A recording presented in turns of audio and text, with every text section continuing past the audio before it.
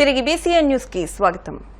అర్హులందరికీ పింఛన్లు మంజూరు చేయాలని కోరుతూ సిపిఎం కాకినాడ నగర నాయకులు డిమాండ్ చేశారు. ఈ మేరకు సోమవారం ప్రజా సమస్యల పరిష్కార వేదికలో సిపిఎం నగర సీనియర్ నాయకులు కె సత్యరాజు, సిపిఎం నగర కన్వీనర్ పలివెల వీరబాబు, నగర కమిటీ సభ్యులు మలక వెంకటరమణ, అనపత్తి ఏడుకొండలు, డిఆర్ఓ డాక్టర్ డి తిప్పేనాయక్కు వినతి పత్రం అందజేశారు. ఈ సందర్భంగా అర్జీదారులు మీడియాతో మాట్లాడుతూ పెన్షన్ లబ్దిదారులు మరణిస్తే వారి కుటుంబంలో అర్హులకు మరుసటి నెలలోనే పెన్షన్ మంజూరు చేసే అవకాశం ఇవ్వాలని అన్నారు. సాంకేతిక కారణాలతో నిలిచిపోయిన పెన్షన్ల పరిష్కారం జిల్లాలోనే జరిగే ఏర్పాటు చేయాలన్నారు. ఈరోజు రాష్ట్రంలో సామాజిక పెన్షన్ల పంపిణీలో వస్తున్నటువంటి ఇబ్బందులపై కాకినాడ జిల్లా కలెక్టర్ గారికి వినతిపత్రం అందజేయడం జరిగింది.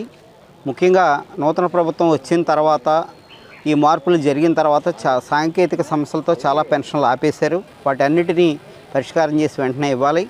అట్లాగే కుటుంబంలో ఎవరైనా చనిపోతే ప్రత్యామ్నాయ పెన్షన్ని విడోకి ఇవ్వాలి. అది దీర్ఘకాలం అమరావతిలో పెండింగ్ ఉంది, ఇక్కడ మా చేతుల్లో లేదు అనేది డిఆర్డీఏ వాళ్ళు చెప్తున్నారు. అలాగే ఒంటరి మహిళకి 35 సంవత్సరాలకే గతంలో పెన్షన్ ఇచ్చారు, దాన్ని 50 సంవత్సరాలకి గత ప్రభుత్వం చేసింది. దాన్ని మళ్ళీ 35 సంవత్సరాలకు పునరుద్ధరించాలి. అట్లాగే ఎవరైనా పెళ్ళిళ్ళు చేసుకున్న తర్వాత కుటుంబాల బైఫర్కేషన్ కూడా సచివాలయాల్లో అవుతలేదు. ఇంకేత చిన్న చిన్న పరిష్కారాలన్నింటినీ కూడా స్థానిక సచివాలయాల్లో పరిష్కారం అయ్యేలాగా, స్థానికంగా ఉండే డిఆర్డీఏలోని కలెక్టర్ పరిధిలోని పరిష్కారం అయ్యేలాగా రాష్ట్ర ప్రభుత్వం చర్యలు తీసుకోవాలి. వీటన్నిటి మీద పరిష్కారం చేసి పెన్షన్లను సక్రమంగా అందరికీ అర్హులకు పంపిణీ చేయాలని చెప్పి మేము సిపిఎంగా కాకినాడ నగర శాఖగా ఈరోజు కలెక్టర్ గారికి విజ్ఞాపన ఇచ్చాం. కాబట్టి ప్రభుత్వం పరిశీలన చేసి చర్యలు తీసుకోవాలని చెప్పి కోరుతున్నాం. యునైటెడ్ కాపు ఇంటర్నేషనల్ సర్వీస్ క్లబ్ 4వ వార్షికోత్సవం సందర్భంగా పశ్చిమ గోదావరి జిల్లా పాలకొల్లు కెనాల్ రోడ్లోని దాసాంజనేయ స్వామి ఆలయంలో నూతన కమిటీ ప్రమాణ స్వీకారోత్సవం ఘనంగా నిర్వహించారు.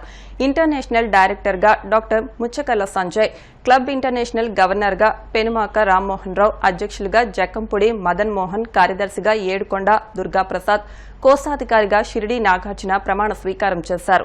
ఈ సందర్భంగా క్లబ్ ఇంటర్నేషనల్ డైరెక్టర్ గవర్నర్ మాట్లాడుతూ గత 3 సంవత్సరాలుగా ఎన్నో సేవా కార్యక్రమాలు చేపట్టి అనేక చోట్ల క్లబ్లు విస్తరించి ప్రజల మన్ననలు పొందామని, ఈ సంవత్సరం మరిన్ని సేవా కార్యక్రమాలు చేపడతామని అన్నారు. ఈ కార్యక్రమంలో పాస్ట్ ప్రెసిడెంట్లు గున్నం విశ్వేశ్వరరావు, గాది ఆంజనేయులు, క్లబ్ సభ్యులు జక్కంపూడి కుమార్, కటారి నాగేంద్ర కుమార్, కానూరి ప్రభాకర్రావు, ముచ్చకల్ల శ్రీనివాసరావు, నిమ్మల బాను, యునైటెడ్ కాపు ఇంటర్నేషనల్ సర్వీస్ ఆర్గనైజేషన్ ప్రమాణ స్వీకారం జరుగుతుంది. నూతనంగా 2021 ప్రారంభించిన మా యొక్క సంస్థ ప్రజల మన్నలను పొందుతూ మరి అనేక సేవా కార్యక్రమాలు చేపడుతూ ముందుకు దూసుకువెళ్తూ ఉంది. మరి కృషి చేసినటువంటి యునైటెడ్ కాపు ఇంటర్నేషనల్ సభ్యులందరికీ కూడా నా యొక్క ధన్యవాదాలు తెలుపుకుంటూ, మరి సమాజ శ్రేయస్సు కోసం మనందరం కూడా కలిసికట్టుగా కృషి చేయాలి నిస్వార్థంగా అని చెప్పేసి ఈ సందర్భంగా తెలియజేసుకుంటున్నాను. ఆ భగవంతుని ఆశీస్సులు ఎల్లప్పుడూ అందరికీ దక్కాలని ఈ దాసాంజనేయ స్వామి ఆలయంలో ఈరోజు మేము ఈ ప్రమాణ స్వీకారం చేపట్టడం జరిగింది. మరి అందరికీ ఆ స్వామివారి కటాక్షము లభించాలి, అందరూ సుఖ సంతోషాలతో అందరూ ఉండాలి అని చెప్పేసి ఆ భగవంతుని ప్రార్థిస్తూ జై హింద్. 2021 మార్చి 8వ తారీఖున ఈ యునైటెడ్ ఇంటర్నేషనల్ కాపు సర్వీస్ క్లబ్ అనేది ఆవిర్భావం జరిగింది. దానికి అనేక మంది గవర్నరు, ప్రెసిడెంట్లు, సెక్రటరీ, ట్రెజరర్లు అందరూ కూడా రకరకాలుగా సేవలు చేస్తూ మరి ఈ యునైటెడ్ ఇంటర్నేషనల్ సర్వీస్ క్లబ్లో అనేక క్లబ్బులు కూడా ఏర్పాటు చేయడం జరిగింది. మరి అన్ని క్లబ్బులు కూడా మంచి అభివృద్ధి పదంలో సమాజంలో ఉన్న రుగ్మతలు పోగొట్టడానికి, విద్యాపరంగాను అటు మెడికల్గా కూడా అనేక సేవా కార్యక్రమాలు ఈ యునైటెడ్ ఇంటర్నేషనల్ కాపు సర్వీస్ క్లబ్ అనేది నిర్వహిస్తుంది. మరి ప్రజలందరికీ కూడా ఇంకా ఉన్నత సర్వీసులు చేసి ఈ క్లబ్ మంచి పేరు తెచ్చుకుంటారని చెప్పేసి భావిస్తూ ఉన్నాం. అలాగే ఈరోజు కెనాల్ రోడ్లోని దాసోహాంజనేయ స్వామి గుడిలో కార్యవర్గం ప్రమాణ స్వీకార మహోత్సవానికి ఇక్కడికి విచ్చేసిన యూకేసీ సభ్యులందరికీ కూడా ధన్యవాదములు తెలుపుకుంటూ ఉన్నాం. వ్యక్తిగత కక్షలతో ఓ వ్యక్తిని ప్రత్యర్థులు చంపేస్తే ఢిల్లీలో ధర్నా చేస్తానంటున్నారని, సొంత బాబాయ్ హత్యకు గురైతే న్యాయం కోసం ఎందుకు ధర్నా చేయలేదని ఏపీ పీసీసీ అధ్యక్షురాలు వైఎస్ షర్మిల మాజీ ముఖ్యమంత్రి జగన్ను నిలదీశారు. విజయవాడలోని ఆంధ్రరత్న భవన్లో ఆమె మీడియాతో మాట్లాడుతూ గత 5 ఏళ్లలో జగన్ హత్యా రాజకీయాలు, గొడ్డలి రాజకీయాలు చేశారని, హంతకులతో భుజాలు రాసుకుని తిరిగారని ఆరోపించారు. సొంత చెల్లిని అయిన తన్ను కూడా వెన్నుపోటు పొడిచారని వాపోయారు. వినికొండ హత్యకు రాజకీయాలతో సంబంధం లేదని, అది వ్యక్తిగత గొడవలతో జరిగిన హత్య అని అన్నారు. రాష్ట్రంలో అసెంబ్లీ సమావేశాలు జరుగుతుంటే ప్రజా సమస్యలపై చర్చించకుండా ఢిల్లీ వెళ్లడం ఏమిటని ప్రశ్నించారు. వైసీపీ ఏలుబడిలో రైతులు అప్పుల పాలయ్యారు. వైఎస్సార్ తలపెట్టిన జలయజ్ఞాన్ని విస్మరించారని అన్నారు. రాష్ట్రంలో ఒక్క ప్రాజెక్టు కట్టకపోగా ఉన్న వాటికి మరమ్మతులు కూడా చేయించలేదని జగన్ను దుయ్యబట్టారు. ఏది విత్తుతారో అదే కోస్తారు అని అంటారు. మరి జగన్మోహన్ రెడ్డి గారు హత్య రాజకీయాలు చేశారు, గొడ్డలి రాజకీయాలు చేశారు, హత్య చేయించిన వాళ్లతో భుజాలు రాసుకొని తిరిగారు, సొంత చెల్లెళ్లకే వెన్నుపోటు పొడిచారు. 5 కోట్ల మంది ఆంధ్ర రాష్ట్ర ప్రజలకు బీజేపీ పార్టీకి ప్రత్యేక హోదాను తాకట్టు పెట్టారు. ఈ రోజు జగన్మోహన్ రెడ్డి గారు ఢిల్లీలో ధర్నా చేస్తారా? ప్రత్యేక హోదా కోసం ఎందుకు చేయలేదండి ధర్నాలు? 5 సంవత్సరాల మీద అధికారంలో ఉన్నారు కదా, మరి ఢిల్లీలో మీరు ప్రత్యేక హోదా కోసం ఎన్నిసార్లు ధర్నాలు చేశారు? ప్రత్యేక హోదా అసలు ఊసే లేకుండా చేశారు కదా. ప్రత్యేక హోదా గురించి మీరు ఏ రోజు పట్టించుకోలేదు, పోలవరం గురించి మీరు ఏ రోజు పట్టించుకోలేదు, రాజధాని గురించి అని చెప్పి 3 రాజధానులను కన్ఫ్యూజ్ చేశారు.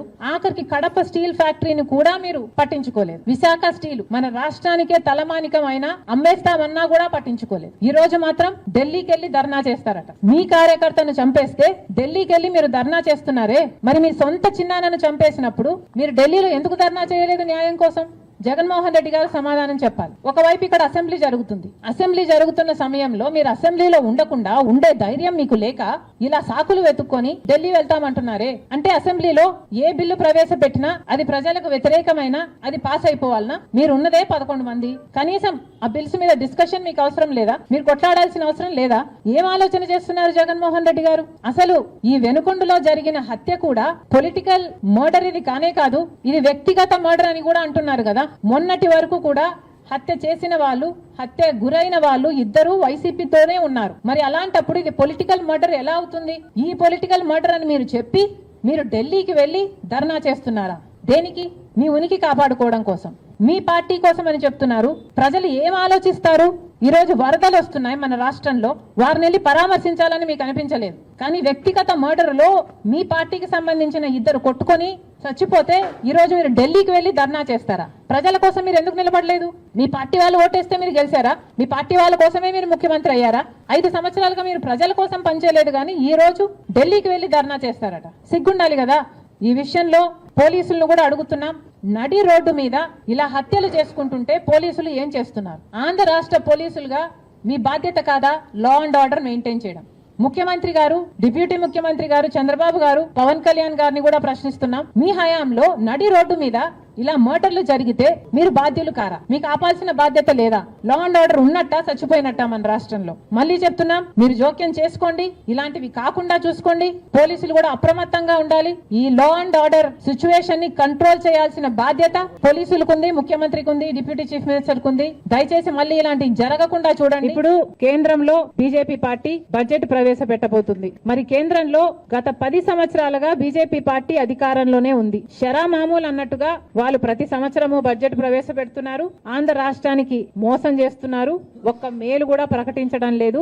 మనమేమో గుండెలు బాదుకుంటున్నాం. షరా మామూలు అన్నట్టుగా ఇది తయారైంది. గత 10 సంవత్సరాలుగా ఇదే పరిస్థితి. ఈ సంవత్సరం ఏమైనా తేడా ఉంటుందా? మార్పు ఉంటుందా? చంద్రబాబు గారు సమాధానం చెప్పాలి. గత 10 సంవత్సరాలుగా బీజేపీ పార్టీ మనకిచ్చిన హామీలలో ఒక్క హామీ కూడా నెరవేర్చలేదు. మరి ఈ సంవత్సరం అయినా, ఇప్పుడైనా కూటమి కట్టినందుకైనా బీజేపీ కేంద్ర బడ్జెట్ లో ఆంధ్ర రాష్ట్రానికి ఏం చేయబోతుంది అని కాంగ్రెస్ పార్టీ ప్రశ్నిస్తుంది. ప్రతిసారి చెట్టెక్కే బేతాలు లాగా ప్రత్యేక హోదా, గత 10 సంవత్సరాలుగా గొంతు చించుకొని అరిచిన ప్రత్యేక హోదా, ప్రత్యేక హోదా అని బీజేపీ పార్టీ పట్టించుకోవడం లేదు. ఒకప్పుడు ఇదే ప్రత్యేక హోదా కోసం చంద్రబాబు గారు బీజేపీ పార్టీని విమర్శించి మట్టి తీసుకొచ్చారు, నోట్లో మట్టి కొట్టిపోయారు అని వ్యతిరేకించాడు. మరి అదే ప్రత్యేక హోదా గురించి మాట్లాడుతున్నాం. చంద్రబాబు గారు ప్రత్యేక హోదా గురించి ఏం చేయబోతున్నారో క్లారిటీ.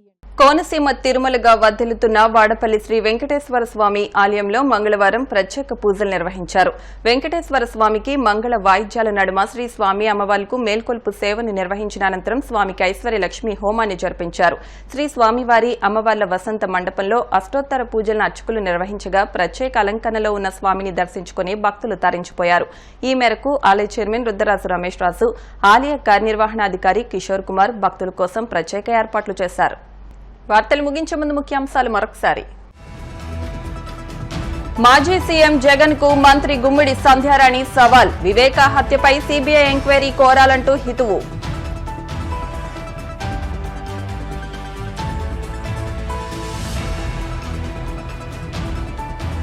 గోదావరి వరదను పరిశీలించిన జాయింట్ కలెక్టర్ ప్రవీణ్ ఆదిత్య. ప్రజలు సురక్షిత ప్రాంతాలకు తరలి వెళ్లాలని సూచన.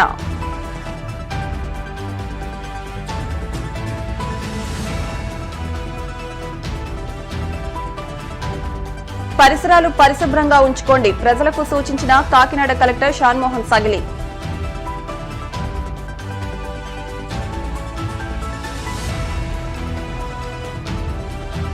సొంత బాబాయ్ కోసం ఢిల్లీలో ధర్నా చేయండి. జగన్ రాజకీయాలను ప్రశ్నించిన ఏపీ పీసీసీ అధ్యక్షురాలు షర్మిల. ఈ వార్తలు ఇంతటితో సమాప్తం. మరిన్ని వార్తల కోసం BCN digital YouTube channel, Facebook పేజ్ను ఫాలో అవ్వండి. అప్డేట్ వార్తల కోసం ప్లీజ్ సబ్స్క్రైబ్.